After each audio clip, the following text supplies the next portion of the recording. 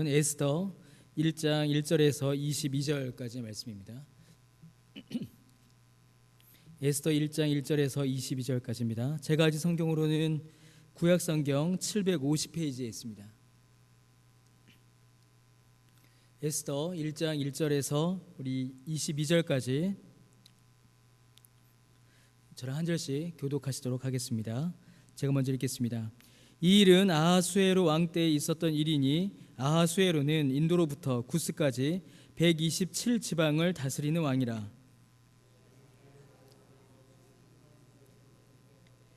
왕위에 있은 지 제3년에 그의 모든 지방관과 신하들을 위하여 잔치를 베푸니 바사와 메대의 장수와 각 지방의 귀족과 지방관들이 다 왕 앞에 있는지라.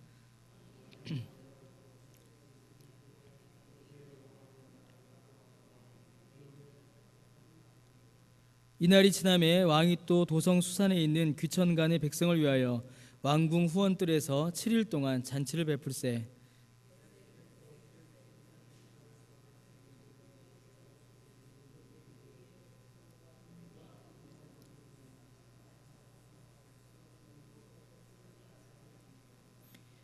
금잔으로 마시게 하니 잔의 모양이 각기 다르고 왕이 풍부하였으므로 어주가 한이 없으며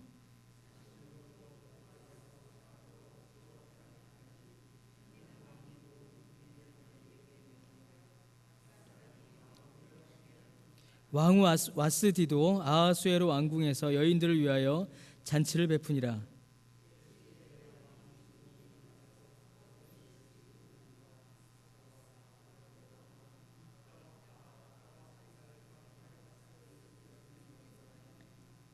왕후 와스디를 청하여 왕후의 관을 정제하고 왕 앞으로 나오게 하여 그의 아리따움을 뭇 백성과 지방관들에게 보이게 하라 하니 이는 왕후의 용모가 보기에 좋음이라.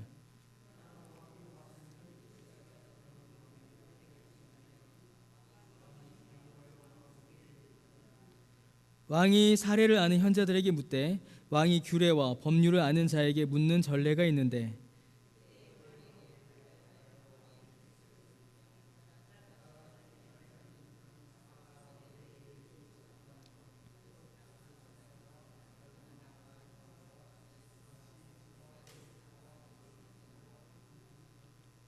왕후 와스디가 내시가 전하는 아하수에로 왕의 명령을 따르지 아니하니 규례대로 하면 어떻게 처치할까?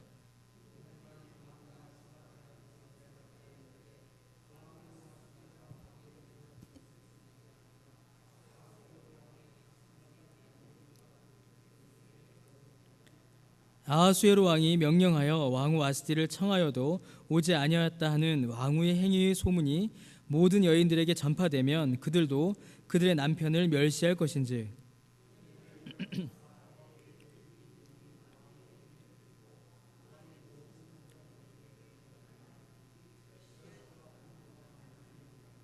왕이 만일 좋게 여기실진대 와스디가 다시는 왕 앞에 오지 못하게 하는 조서를 내리되 바사와 메대의 법률에 기록하여 변개함이 없게 하고 그 왕후의 자리를 그보다 나은 사람에게 주소서.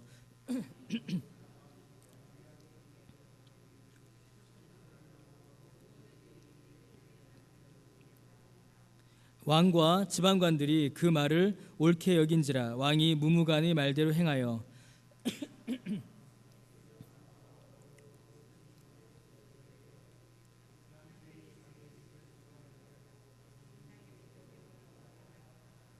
아멘.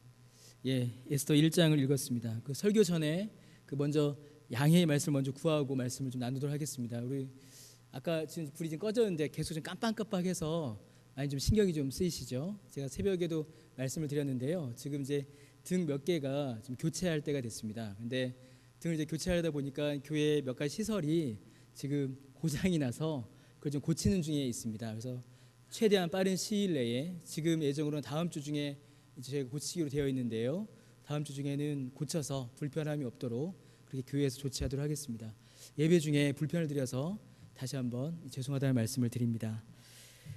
오늘 에스더 1장의 말씀을 우리가 함께 살펴보도록 하겠습니다. 이제 수요일에 이제 제가 설교할 때 이제 에스더를 우리가 쭉 살펴보도록 하겠습니다. 여러분 에스더 하면은 뭐가 좀 기억이 나시나요? 에스더? 왕비죠. 또요? 죽으면 죽으리다. 죽으면 죽으리다. 성경에서 가장 유명한 여인 그 룻하고 에스더 이렇게 두 사람을 우리가 뽑습니다. 에스더 이야기들 많이 또 유명한 이야기이고요. 또 죽으면 죽으리다 라는 그 믿음의 절개 이런 내용들을 우리가 많이 알고 있죠. 자, 그러나 여러분 이 에스더는 우리가 그 내용을 잘 알고 있고 또 그런 구절을 아는 것과는 다르게 이 에스더는 성경 안에서 매우 독특한 위치를 가지는 책입니다. 실제로 오랜 기간 동안 많은 학자들이 과연 이 에스더가 66권의 성경 안에 들어오는 것이 맞느냐 아니면 66권의 성경에서 빼야 되는 거 아니냐라는 문제로 많이 논쟁을 했습니다. 아주 오랫동안 그런 논쟁이 있었습니다. 그래서 루터 같은 경우에는 이 에스더를 정경, 이 66권의 성경에 넣을 수가 없다. 이거는 외경이다라고 하기도 했고요. 심지어 루터는 뭐라고 말했냐면요. 에스더는 성경에 있지 않으면 더 좋았을 것이다라고 말했을 정도로 이 에스더에 대한 의심들이 있었습니다. 루터가 이 에스더에 대해서 의심했던 아주 중요한 이유는 이 에스더서가 유대인 중심적이기 때문에 그렇습니다. 루터가 보기에는 믿음으로, 오직 믿음으로, 예수님을 믿는 믿음으로 하나님의 구원을 받는 그런 복음의 내용보다는 그저 우연히 이방 땅에서 좋은 기회를 만나 성공하는 유대인들의 이야기였기 때문입니다. 루터가 볼 때는 이 안에서 복음이 보이지 않았던 것이죠. 그냥 에스더란 여인 한 명이 시련을 극복하고 높은 자리에 올라서 유대인들을 구출하는, 그러니까 식민지 땅에서 살던 사람들의 성공 이야기, 그 정도로 이제 루터는 이해를 한 것입니다. 근데 실제로 오늘날도 그렇게 이 본문을 이해하시는 분들이 많이 있습니다. 그러나 오늘 이 에스더 본문은 그것보다 훨씬 더 깊은 내용을 우리에게 알려주고 있습니다. 그뿐만이 아니라 이 에스더를 사람들이 이제 신학자들이 성경에서 이거 좀 정경 66권의 다른 성경들과는 좀 급이 떨어진다라고 여겼던 이유 중에 하나는 여러분 에스더에는 아주 놀라운 점이 하나 있는데요. 그것이 무엇이냐면 에스더 1장부터 마지막까지 여호와 하나님이 한 번도 등장하지 않습니다. 그러니까 하나님, 여호와라는 단어가 한 번도 나오지 않고 그냥 쭉 에스더의 이야기만 기록되어 있습니다. 그저 중요한 순간마다, 중요한 순간마다 우연히라는 말만 등장합니다. 우연히라는 말이 등장하고 또 그 우연을 통해서 일들이 계속 이어져 가는 것을 볼 수 있습니다. 그래서 루터만이 아니라 어떤 분들은 이 에스더에는 복음이 없다, 에스더를 통해서는 복음을 발견할 수가 없다라고 그런 말을 하기까지도 합니다. 그러나 여러분 이 에스더는 한편의 영화나 드라마보다 훨씬 더 그 안에 들어있는 내용이 재밌습니다. 이 재밌는 내용 속에는 하나님의 이름이 한 번도 등장하지 않아도 성경의 어느 책과 비교해도 모자라지 않을 정도로 하나님의 강력한 섭리와 능력이 증거되고 있습니다. 또 비록 유대인들이 이방 땅에서 성공한 그 성공기처럼 보인다 하여도 성경 어느 책에 비하여도 모자라지 않게끔 이 에스더 안에는 복음이 담겨 있습니다. 정말 에스더만큼 하나님의 능력과 그 백성을 구원하시는 그 복음이 정말 이렇게 재밌게, 이렇게 흥미롭게 기록된 책이 성경에서 찾아보기가 어렵습니다. 그래서 제가 격주로 수요일날 설교할 때마다 그 내용들을 하나씩 찾아가려고 합니다. 오늘 우리가 읽은 본문 이 에스더 1장은 에스더의 이야기의 서론이며 그 배경을 설명해 줍니다. 근데 여러분 읽으시면서 어떠셨는지 모르겠지만 이 에스더 1장은 온갖 모순과 부조리로 가득합니다. 이 내용 자체가 굉장히 좀 어색한 내용들로 이렇게 차 있어요. 여러분 그런데 이 모순과 부조리로 가득한 이 바사 왕국, 이 모습이야말로 세상의 권력과 세상 그 자체의 모습입니다. 이 에스더는 그러한 모순과 부조리로 가득 찬 세상의 모습을 보여줌으로 말미암아 그러한 세상 가운데서 자기 백성을 향하여 은혜를 베푸시는 하나님을 우리에게 알려주십니다. 그러므로 여러분 에스더는 오늘 우리를 위한 책인 것이 분명합니다. 오늘날 우리가 살아가고 있는 이 세상처럼 온갖 모순과 부조리와 우리가 이해할 수 없는, 우리가 받아들일 수 없는 일들로 가득한 세상도 없습니다. 그런 하나님께서는 이런 모순과 부조리로 가득 찬, 이해할 수 없는 일들로 가득 찬 이 세상에 살고 있는 우리를 결코 버려두지 않으십니다. 하나님께서는 강력한 손으로 우리를 붙드시며 우리를 이끄시며 우리에게 은혜를 베푸시는 것입니다. 그 하나님을 우리는 에스더를 통해서 발견할 수가 있는 것이지요. 여러분, 에스더의 이야기는 1절에 보시니까 아하수에로 왕 때 있었다라고 이렇게 기록을 하고 있습니다.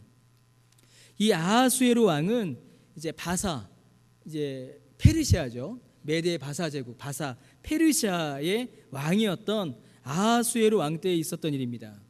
근데 이 아하수에로 왕은 사실은 이제 성경에는 아하수에로라고 되어 있지만 대부분의 다른 역사책들, 세상의 역사책들을 보게 되면 아하수에로라는 이름보다는 크세르크세스라는 이름으로 많이 기록되어 있습니다. 그래서 크세르크세스 왕 때에 있었던 일이죠. 여러분, 이 크세르크세스 혹시 들어보신 적 있으신가요? 제가 그걸 사진을 준비를 해볼까 말까 하다가 그 사진을 보시면 성경이 집중이 안 되실 것 같아서 제가 안 했는데, 영화 300이라고 있습니다. 혹시 보셨나요? 보신 분 계시나요? 굳이 보실 필요는 없습니다. 전혀 우리에게 영적 유익을 주지 않는 영화입니다. 그 300에 보면은 그 왕이 한 명 등장합니다. 아주 이상한 왕이 등장하는데 그 왕이 이 크세르크세스입니다. 아예 아는 분들만 아시면 됩니다. 그 아하수에로 왕 때에 있었던 일입니다. 이 크세르크세스죠. 그래서 이 사건은 아마도 BC 약 485년에서 435년 사이에 있었던 일로 아마 이제 그때 일이 아니겠느냐라고 이렇게 계산을 합니다. 근데 이때가 언제냐면 에스라 때입니다. 그래서 에스라가 이스라엘 사람들을 데리고 바사에서 이 예루살렘으로 이스라엘로 귀환했을 때, 그때랑 이 시기가 겹칩니다. 그래서 지금 이 에스더의 이야기는 이스라엘 사람들 중에 일부는 고향으로 돌아갔고 일부는 아직 바사에 남아있을 때 일어난 일들인 것이죠. 그러니까 여전히 유대인들은 바사에서 소수였고 바사에서 이방인이었으며 나그네요 객으로 있을 때 있었던 일입니다. 그러니까 여러분, 이 이야기가 얼마나 대단한 이야기입니까? 포로로 끌려온 사람들이었고 그 중에 일부는 고향으로 돌아가서 더 소수가 되었는데 그 민족의 여인이 황후가 되는 아주 놀라운 이야기가 이제 펼쳐지는 것이죠. 이 아하수에로 왕이 1절에 보시니까요, 죄송합니다. 인도에서부터 구스까지 127지방을 다스리던 때다라고 이렇게 기록을 하고 있습니다. 그 지도를 한번 띄워주시겠어요? 이게 이제 그 노란색으로 칠해진 부분이 이 바사 제국의 영토입니다. 인도는 인도부터 구스까지. 그러니까 인도는 저기 인도 보이시죠? 인더스가. 그러니까 지금으로 치면 파키스탄 북부 거기서부터 시작해서 구스, 저 애굽이 보이시죠? 애굽 북쪽. 지금으로 치면 아프리카 북부 수단까지라고 합니다. 그러니까 아시아에서 아프리카까지 걸치는 아주 엄청난 제국입니다. 역사상 가장 강력했던 제국 중에 하나이고 이 아하수에로는 그 나라의 황제였습니다.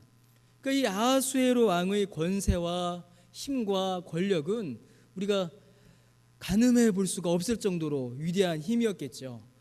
역사상 있었던 위대한 제국, 그러면 바벨론을 무너뜨렸던 바사 다음에 어디죠? 로마. 이런 식으로 계속 그 패권이 이어져 갑니다. 그만큼 이 바사는, 이 페르시아는 엄청난 제국이었고 아하수에로 왕 역시 엄청난 왕이었습니다. 이제 그 왕이 수산궁, 여기 수산 보이시나요? 저기 바벨론 제국이라고 빨간 글씨 보이시죠? 그 오른쪽 위에 보면 수산이라고 있죠. 저기가 이제 이 페르시아 바사의 수도였습니다. 이제 이 아하수에로 왕이 이 수산 나라의 수도에서 왕으로 즉위를 한 것이지요. 그리고 즉위하고 3년이 지난 후에 잔치를 열었습니다. 그런데 아마도 그 잔치는 혼인식이 아니었겠느냐라고 학자들은 많이 이렇게 추측을 합니다. 자, 왕이, 이 거대한 제국의 왕이 왕으로 즉위하고 결혼하여서 혼인 잔치를 베풉니다. 그리고 그 잔치의 규모가 엄청납니다. 이 3절 말씀에 보니까요, 이 잔치에 초대된 사람들을 보니까 모든 지방의 관리, 신하, 바사와 메대의 장수, 각 지방의 귀족과 지방관들을 다 불러 모읍니다. 그러니까 지금 이 지도에 있는 각 지방의 관리들, 귀족들을 다 불러 모은 것이죠. 군인들, 장군들 다 불러 모은 겁니다. 근데 불러 모아서 무려 180일간 잔치를 합니다. 180일이면 6개월이죠. 6개월간 잔치를 합니다. 아마도 이제 매일매일 잔치를 했다라는 것은 이제 불가능했을 겁니다. 그렇지 않겠습니까? 이 귀족들이, 군사들이, 관리들이 6개월간 잔치하러 모여 있으면 나라를 지키는 일, 지방 행정이 이제 마비되기 때문이죠. 그래서 여기서 180일간 잔치를 했다라는 말은 어떤 상징적인 수이거나 혹은 이게 건너뛰면서 전체 잔치의 기간이 아마 그 정도 되지 않았겠느냐라고 이렇게 추측들을 합니다. 그렇다 하여도 6개월의 시간 동안 이 잔치를 띄엄띄엄 이어갔다 하여도 어마어마한 일인 것이죠. 얼마나 많은 사람들이 모였겠습니까? 또 그 잔치가 얼마나 성대했겠습니까? 자, 그런데 그 잔치의 목적이 있었습니다. 이 잔치를 왜 했냐면 4절 말씀에 보니까요, 이 잔치 기간 동안에 이 아하수에로 왕은 그의 영화로운 나라의 부함과 위엄의 혁혁함을 나타내는 데에 목적이 있었습니다. 이 잔치의 목적은 자랑이었습니다.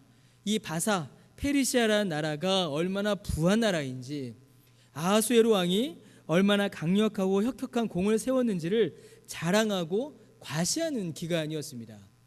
왕의 힘이, 나라의 부강함이, 왕의 부요함이 이 잔치를 통해서 사람들에게 계속 나타났던 것이지요. 그런데 왕은 이 잔치를 단순히 귀족들만의 잔치로 끝내지 않았습니다. 5절 말씀에 보니까요, 이 왕은 이 날들이 지남에 180일이 끝나고 난 다음에 왕이 또 도성 수산에 있는 귀천간의 백성을 위하여 왕궁의 후원들에서 또 7일 동안 잔치를 베풉니다. 귀천, 그 신분의 고하에 상관없이 모든 백성들을 위하여 잔치를 베풀고 모두가 풍성히 먹고 즐길 수 있도록 7일간의 잔치를 엽니다. 그래서 7절 말씀에 보니까 어떻습니까? 6절, 7절에 보니까 8절까지 쭉 나오죠. 온갖 보석으로 장식합니다. 다소 과장되긴 했지만 모든 사람들이 금잔으로 술을 마시게 합니다. 그리고 어주, 왕의 술이죠. 왕의 술이, 최고급의 술이 끝이 없이 사람들에게 주어졌습니다. 그러니까 이 7일 동안에 이 수산에 사는 모든 사람들이 신분의 고하에 상관없이 먹고 마시고 즐기는 잔치를 벌인 것입니다. 여러분, 이게 세상 권력, 세상의 본성입니다. 세상은 힘과 부와 능력을 자랑합니다. 그리고 그것을 즐기려고 하고 그 안에서 쾌락을 추구합니다. 그것을 통하여서 만족하고 그것이 기쁨이다 생각하고 그것이 힘이다라고 세상은 믿습니다. 자, 그런데 이 아하수에로 왕이 좀 다른 왕들과 다른 게 있습니다. 이제 8절 말씀에 보시니까요, 이 왕이 어떻게 하냐면 억지로 사람들이 먹지 않도록 합니다. 그러니까 자유롭게 먹게 해요. 사람들이 먹고 싶으면 먹고 먹기 싫으면 먹지 않도록 합니다. 큰 나라의 왕입니다. 아주 돈도 많아요. 힘도 셉니다. 할 수 있는 것도 많아요. 그런데 이 왕이 어떤 사람이에요? 친절하기까지 한 겁니다. 친절하기까지. 그래서 모든 사람들에게 억지로 강제로 술을 먹이거나 억지로 잔치에 참여하게 하지 않은 것이지요. 이 아하수에로 왕에 대한 설명을 모아보면, 여러분 지금까지 내용을 쭉 모아보면 정말 어마어마한 왕이죠. 인류 역사상 가장 강력하고 넓은 제국 중 그 하나의 왕이었고 6개월 동안 엄청난 잔치 베풀었고 또 친절한 그런 왕입니다. 엄청난 제국의 엄청난 왕이 바로 이 아하수에로 왕이었던 것입니다. 자, 그런데 여러분 9절 이후의 말씀을 보면 좀 다릅니다. 이렇게 위대하고 엄청난 나라의 왕이 너무나 쉽게, 어떻게 보면 너무나 하찮은 일로 위기를 맞이합니다. 이 왕이 또 이 나라가 흔들리는 것을 볼 수가 있습니다. 자, 왕이 잔치를 베풉니다. 왕이 잔치를 베푸는 동안 왕후도 잔치를 베풀고 있었지요. 근데 이 왕이 막 흥이 오릅니다. 흥이 올라서 왕후를 불러요. 이 왕후 와스티가 매우 아름다웠습니다. 그래서 이 왕후를 자랑하고 싶어서 이제 이 왕후를 부른 것이죠. 그런데 어떻게 부르냐면 왕의 권력과 위엄을 상징하는 7명의 내시를 보내어서 그 왕후를 불러옵니다. 그리고 명을 하기를 왕후의 관을 정제하고 아름답게 하고 오라라고 이렇게 명령을 전하죠. 여기서부터 문제가 생깁니다. 여러분, 일단 지금 이 왕은, 아하수에로 왕은 왕후를 지금 인격적으로 대우하지 않고 있습니다. 지금 왕은 이 왕후를 자신을 포장하고 자신을 빛나게 하는 존재로, 어떻게 보면 자기를 포장하는 보석과 같은 존재로, 자기의 소유물로 왕후를 지금 여기고 있는 것입니다. 특별히 이 본문에 보이는 왕후의 관을 정제하고 라는 이 말은 왕후가 입는 예쁜 옷을 입어라 라는 그런 의미이기도 하지만, 어떤 학자들은 뭐라고 설명을 하냐면요, 이 말이 나체를 의미하기도 한다라고 이렇게 설명을 합니다. 무슨 말입니까? 왕후에게 예쁜 옷 입고 오라 라는 말이기도 하고, 나체로 옷을 하나도 입지 말고 오라 라는 말이기도 한 것입니다. 왕이 자기 자신을 드높이기 위해서 왕후를 물것처럼 대하는 것도 불편한데, 나체로 사람들 앞에 서라 라고 이렇게 말을 하니, 만약에 그렇게 했다면 이 와스티가 겪었을 수치심은 또한 얼마나 컸겠습니까? 그러니까 사람을 사람으로 대하지 않고 사람을 자기를 장식하고 포장하는 물건으로 지금 대하고 있는 것입니다. 자, 그런데 여러분, 왕이니까, 그리고 절대 권력과 생사 여탈권을 쥐고 있는 수천 년 전의 왕이니까, 자, 그럴 수도 있다라고 우리가 생각할 수가 있습니다. 그런데 이 와스티가, 이 왕후가 이를 거부합니다. 이 왕의 명령을 어긴 것이죠. 이거는 상식적으로 말이 되질 않는 겁니다. 그 당시 어떤 사람도 이 황제의 명령을 거부할 수가 없었습니다. 지금 이 왕후는 아내로 있는 것이 아닙니다. 신하로 있는 것이에요. 그런데 이 황제의 명령을 거부합니다. 단순히 남편의 부탁을 거절한 게 아니라 정말 하늘과 같은, 신과 같은 대접을 받던 황제의 명령을 이 와스티가 거부하고 있는 것입니다. 이 와스티가 이 명령을 왜 거부했는지는 우리가 알 수 없습니다. 그러나 어떤 방식이든지 이 와스티는 지금 스스로 쫓겨나거나 혹은 사형을 당해도 하나도 이상할 일이 없는 그런 일을 지금 저지르고 있는 것이죠. 자, 이것도 이상합니다. 와스티가 명령을 거부한 것도 이상한데, 더 이상한 일들이 계속 이루어져요. 이 문제를 대하는 왕과 신하들의 모습도 이상합니다. 자, 왕은 갑자기 현자들, 곧 지혜가 충만하고 종교적으로도 신령한 가르침을 전하는 자들을 소집합니다. 그리고 이 일을 어찌해야 좋을지를 질문해요. 여러분, 이 일은 사실 현자들을 소집할 일이 아닙니다. 왕의 명령을 거역하였기에 그냥 직결 심판을 해도 되고요, 자기 아내의 일이기 때문에 자기가 말해도 되는 일입니다. 그런데 이 일을 놓고 현자들, 신하들, 가장 뛰어난 사람들을 모집하여서 그들에게 질문해요. 그런데 더 이상한 건 이 현자들의 대답입니다. 현자들 중에 한 사람은 이 문제가, 이 와스티의 거역이 나라 전체의 근간을 흔드는 일이 될 것이다 라고 답을 합니다. 와스티를 폐위하고 나라 전체에 조서를 내려 모든 여인들이 남편을 존경하도록 해야 한다라고 이렇게 왕에게 말을 하죠. 여러분, 아내가 남편을 존경하고 남편이 가정을 이끄는 것, 신하가 왕의 명령에 순종하고 왕이 신하에게 명령하고 이끌고 그 당시에 생사 여탈권을 쥐는 것은 조서를 내리고 명령을 내릴 일이 아니라 그 당시에는 당연한 일이었습니다. 그러나 그 당연한 일이 지금 이루어지고 있지가 않는 것입니다.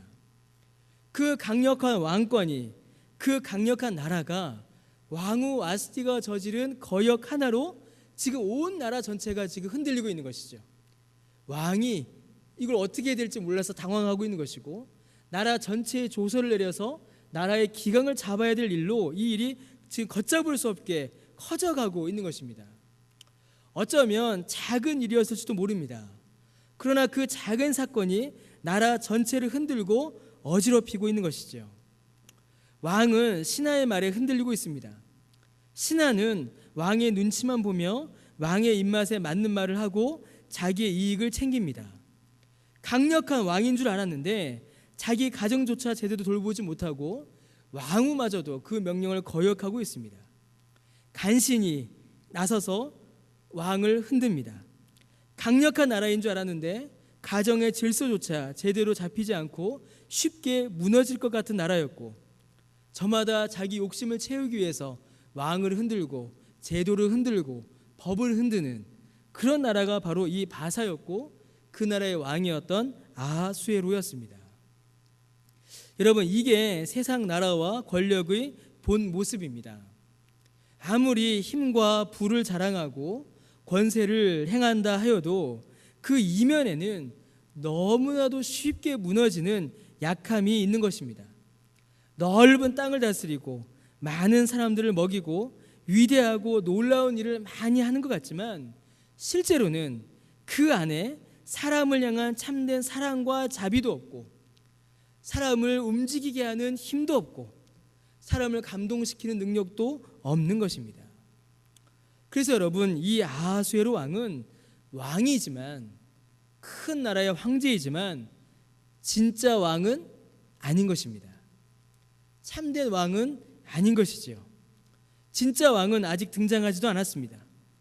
여러분, 에스더 전체에 걸쳐서 진짜 왕의 이름, 영원하고 완전하며 참된 왕의 이름은 한 번도 나타나지 않습니다.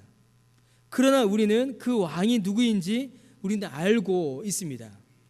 아하수에로 왕을 다스리고 와스디를 이어 에스더를 왕후가 되게 하며 악한 간신들의 사악한 행위를 심판하고 그 땅 가운데 정의와 공의를 이루며 하나님의 자녀를 보호하며 자비를 베푸시는 영원하시고 전능하시며 참으로 역사를 이끄시는 그 왕이 누구신지 우리는 이미 알고 있습니다. 드러나지 않으시지만 가장 강력하게 역사하시는 분, 그 이름이 나타나지 않지만 모든 역사를 주관하시는 참된 왕, 바로 하나님이 이 본문 안에 숨어 계신 것입니다. 여러분, 그래서 이 에스더는 다니엘과 그 배경과 주제를 공유합니다. 다니엘 역시 이 바사궁에서 있었던 일을 기록하고 있죠. 다니엘도 이 바사궁에서 왕과 함께 지냅니다. 이 다니엘은 에스더보다 한 100년 전도 앞의 사람입니다. 그러나 여러분, 다니엘에서도 같은 주제를 우리에게 이야기해 줍니다. 다니엘 역시 참으로 역사를 주관하시며 다스리시는 왕은 바사궁에 있는 눈에 보이는 왕이 아니라 온 우주 만물에 충만하시며 통치하시는 하나님이심을 다니엘은 증거합니다. 다니엘은 거대하게 환상을 통하여 영적으로 증거했다면 에스더는 우리 주변에서 일어날 수 있는 일들을 통하여 실제로 눈에 보이는 과정을 통하여 어떻게 보면 소소하고 일상적인 우리의 삶 가운데 나타나시는 그 하나님의 하나님 되심을, 하나님의 왕 되심을, 하나님의 권세를 우리에게 보여주고 있는 것입니다. 사랑하는 성도 여러분, 하나님이 왕이십니다. 하나님이 모든 나라를 통치하시며 주장하시며 모든 역사를 하나님의 계획대로 이끌어 가시며 자기 백성을 인도하시며 보호하십니다. 그래서 결국 하나님께서는 하나님의 뜻을 이루십니다. 그래서 여러분, 우리가 의지할 것은 바로 우리 하나님이십니다. 우리는 우리 하나님 안에 있는 것이, 우리 하나님의 보호와 인도와 다스림 안에 있는 것이 바로 가장 복된 삶이 되는 것입니다. 그러나 여러분, 세상은 어떻습니까? 세상은 조그마한 권력이 주어져도 그 권력을 자랑하고 그 부를 자랑하며 자기의 권세를 자랑합니다. 아하수에로 왕처럼 180일간 7일간 잔치를 베풀며 그 권세가, 그 권력이 영원할 것처럼 자랑합니다. 그리고 그 자랑 안에는 사람을 사람으로 대하지 않는 잔인함도 그 안에는 담겨져 있죠. 권력을 행하는 것 같지만 그 권력이 영원하지 않고, 자비를 행하는 것 같지만 실제로는 참된 자비가 아닌 그런 모습이 그러한 권력이, 그러한 성격이 바로 세상의 본 모습입니다. 그러나 여러분, 우리를 다스리는 것은, 우리를 이끌고 있는 것은, 우리를 인도하는 것은 세상의 권력이 아닙니다. 우리는 하나님 안에 있는 것이지요. 하나님의 다스림 안에 있는 것이며 하나님의 통치 안에 있는 것입니다. 하나님이 참된 왕이십니다. 여러분, 우리가 사는 이 땅의 역사가 바로 그러하고 우리의 삶의 역사가 바로 그러합니다. 어떨 때는 참 이해가 안 될 때도 있습니다. 어떨 때는 왜 역사가 이렇게 흘러가나 싶을 때도 있습니다. 우리의 생각과 우리의 계획과 우리의 의지와는 상관없이 세상이 흘러갈 때가 있지요. 그러나 여러분, 우리는 그 안에서 낙심하고 절망하고 분노하기보다는 그 모든 것들을 통하여서 하나님의 뜻을 이루시는 하나님의 통치와 하나님의 인도와 하나님의 다스림을 우리는 믿음으로 기대하며 소망을 가질 수가 있는 것입니다. 사람의 뜻이 아닌, 어떤 정치인의 뜻이 아닌, 어떤 권력가의 목적이 아닌 하나님의 뜻이, 하나님의 목적이, 하나님의 말씀이 이 땅 가운데 이루어지는 것입니다. 우리가 그 역사 안에서 살고 있는 것이지요. 여러분, 에스더를 통하여서 하나님의 이 손길을 눈에 보이지 않으나 가장 강력한, 눈에 보이지 않으나 우리를 잡고 이끄시는 그 하나님의 손을 발견하시는 은혜가 저와 여러분 우리 모두에게 충만하시기를 주님의 이름으로 축원합니다. 우리 함께 제가 주보에는 없는데 함께 찬송하겠습니다. 찬송가 370장 우리 함께 찬송하겠습니다. 함께 찬송한 후에 우리 기도하도록 하겠습니다. 찬송가 370장 우리 함께 찬송하겠습니다.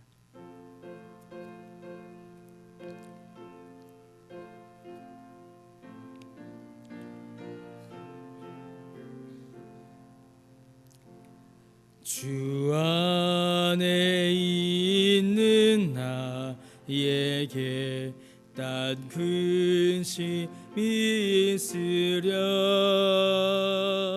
십자가 밑에 나아가 내 짐을 풀었네. 주님을 찬송하면서 할렐루야 할렐루야 내 앞길 멀고 험해도 나 주님만 따라가리. 그 두려움이 변하여 내 기도 되었고 전날의 한숨 변하여 내 노래 되었네. 주님을 찬송하면서 할렐루야 할렐루야 내 앞길 멀고 험해도 나 주님만 따라가리. 내 주는 자비하셔서 늘 함께 계시고 내 궁핍함을 아시고 늘 채워주시네. 주님을 찬송하면서 할렐루야 할렐루야 내 앞길 멀고 험해도 주님만 따라가리. 내 주와 맺은 언약은 영불변하시니 그 나라 가기가